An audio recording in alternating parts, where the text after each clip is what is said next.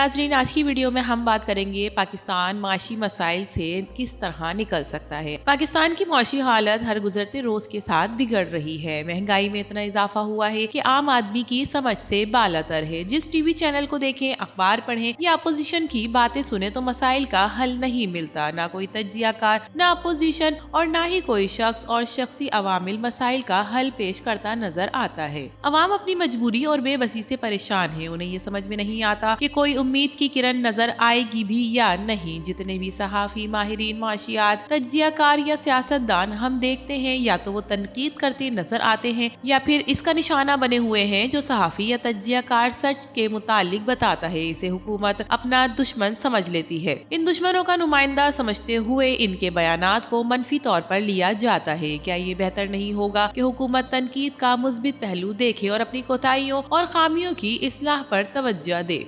नाजरीन, ऐसी सूरत हाल में हुकूमत और अवाम दोनों के लिए मुस्बित तब्दीली का इम्कान पैदा हो सकता है। हुकूमत के लोगों को खुशामदी टोलों या फिर कारोबारी माफिया ने घेर रखा है और इस माफिया से निकलते हैं तो आलमी इदारे हुकूमत पर अपना जोर डालते दिखाई देते हैं और अहकामात जारी कराते हैं, जिससे मुल्क को काफी हद तक नुकसान होता है। अवामी वोट से बरसरे इक़्तिदार आने वाली हुकूमतें हमेशा से अवामी समझी जाती हैं, मगर अब लोगों की सोच बदल रही है, क्योंकि देखने में आया है कि अवाम के मसाइल और परेशानियों का हल तलाश करने के बजाय मसाइल में इजाफा किया जा रहा है। परेशानियां जो हैं वो मजीद बढ़ती जा रही हैं, जबकि मईशत का सबसे बड़ा मसला महंगाई है। महंगाई इसलिए पैदा होती है कि मईशत के मैदान में गलत फैसले या पॉलिसियां तश्कील दी जाती हैं तो अक्सर महंगाई की सूरत नजर आती है। इसकी मिसाल तेल बरामद करने से ली जा सकती है। दरामद के बोझ के बाइस पाकिस्तान में हमेशा से पेट्रोल की कीमतें कभी काबू में नहीं आई और तेल दरामद करने का बोझ कभी कम नहीं हुआ। वज़रा पर इस मंतक से मशवरा जरूर लेना चाहिए कि पेट्रोल का कम इस्तेमाल तो इसी वक्त हो सकता है जब आवाम के पास अपनी ट्रांसपोर्ट इतनी बेहतरीन हो, जिसका इस्तेमाल करके वज़रा, अमीर, गरीब सब आमदोरफ्त की सहूलत से इस्तेफादा कर सके। नाजरीन, बरतानिया, अमरीका, चीन और जापान में तो यही दिखाया जाता है कि ट्रांसपोर्ट की सहूलत सबके लिए मसावी है, मगर पाकिस्तान में इसके बरक्स ट्रांसपोर्ट इतनी नाकिस है कि गरीब हो या अमीर, वो अपने लिए ट्रांसपोर्ट का इंतजाम खुद ही करने पर मजबूर है, जिसकी वजह से पेट्रोल की खपत बढ़ जाती है।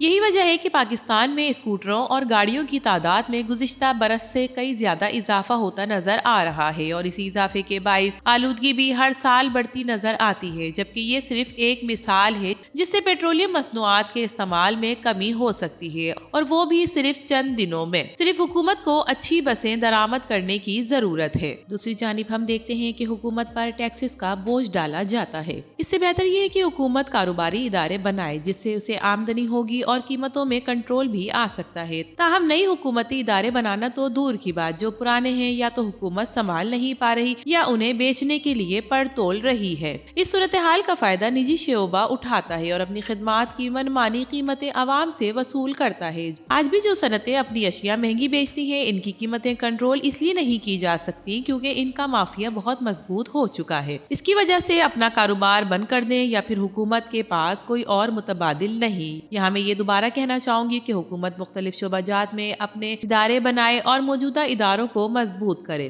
पाकिस्तान टेलीविजन मिसाल हमारे सामने है, जो किसी दौर में ड्रामा बनाया करते थे और दुनिया भर में मकबूल तरीन ड्रामा पीटीवी का समझा जाता था। आज इस इदारे में भी वही लोग काम करते हैं, मगर वहाँ ड्रामे नहीं बनते बल्कि बैरून मुल्क से ड्रामे खरीदे जाते हैं, जबकि पीटीआई के पास तमाम तर सहूलियात मौजूद हैं। अगर इस तरह हम पीटीवी को दोबारा जिंदा करें और ड्रामे बनाए तो फिर वो लोग इदारे में काम कर रहे हैं, जो तनख्वाहें ले रहे हैं, वो दोबारा इस इदारे के लिए मुख्तलिफ प्रोग्राम्स बनाकर इदारे को मजीद कामयाब बना सकते हैं। कि ये कोई वाहिद इदारा नहीं, हुकूमत के पास बहुत से ऐसे इदारे मौजूद हैं। तमाम ऐसे इदारों से पैसे कमाए जा सकते हैं। अगर हुकूमत अपना इदारों से पैसे कमाएगी तो फिर कौमी खजाने पर बोझ भी कम हो सकता है। इसी वजह से हुकूमत अवाम पर टैक्स लगाने की बजाय खुद पैसा कमाना शुरू कर दे। इसी हुकूमत को चलाने में बहुत आसानी हो जाएगी। माजी में पाकिस्तान की तारीख में बहुत अच्छे अच्छे इदारे बनाए गए और दुनिया भर में इनकी तारीफ हुई। दूसरा इदारा जो मकबूल हुआ वो PIA था, जिसकी तारीफ मलका बरतानिया पाकिस्तानियों ने भी की थी, मगर ये इदारा भी कभी तब्दील होता नजर नहीं आया। कुछ वक्त के लिए आर्जी तौर पर ये मुनाफे में नजर आता है, मगर फिर सियासत का शिकार हो जाता है। PIA से हुकूमत फायदा उठाना चाहे और कम कीमत पर आवाम को टिकट और कार्गो की ट्रांसपोर्टेशन के मौके दे तो तिजारत में भी इजाफा होगा। कौमी एयरलाइंस के तमाम जहाज मुकम्मल गुंजाइश के इस्तेमाल के साथ चलना शुरू हो जाएंगे। हुकूमत के सब इदारे सिर्फ कमाई या मुनाफे के लिए नहीं होते। कुछ इदारे अवाम की फलाह बहबूद की नीयत से बिला मुनाफा पॉलिसी पर चलते हैं।